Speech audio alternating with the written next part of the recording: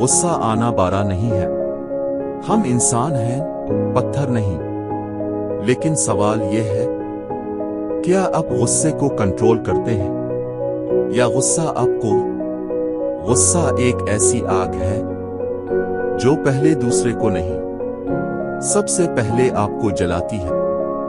एक लम्हे का गुस्सा, एक गलत लफ्ज, एक ऊंची आवाज, और रिश्ते बरसों के लिए टूट जाते हैं। सोचें, आपने कितनी बार गुस्से में ऐसी बात कह दी जो दिल से नहीं थी और बाद में सिर्फ अफसोस रह गया।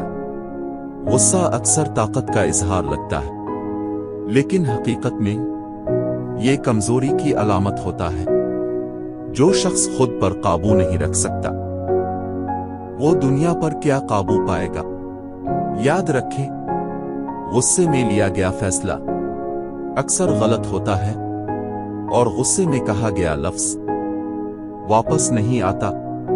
अगर आपको वाकई मजबूत बनना है तो अपने जज्बात को कंट्रोल करना सीखें। जब गुस्सा आए, फौरन जवाब ना दें, खामोशी अख्तियार करें, पानी पी लें, जगह बदल लें, 10 सेकंड रुक जाएं। ये 10 सेकंड आपकी जिंदगी बदल सकते हैं, क्योंकि असल ताकत चीखने में नहीं, बर्दाश्त करने में है। नबी ने फरमाया, ताकतवर वो नहीं जो कुश्ती में गालिब आए, बल्कि ताकतवर वो है जो गुस्से के वक्त खुद पर काबू रखे।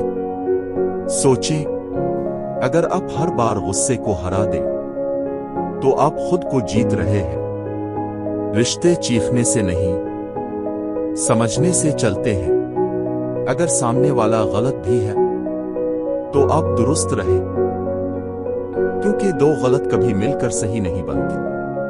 अपने आप से वादा करें, मैं गुस्से का गुलाम नहीं बनूंगा। मैं अपने अल्फाज सोचकर बोलूंगा।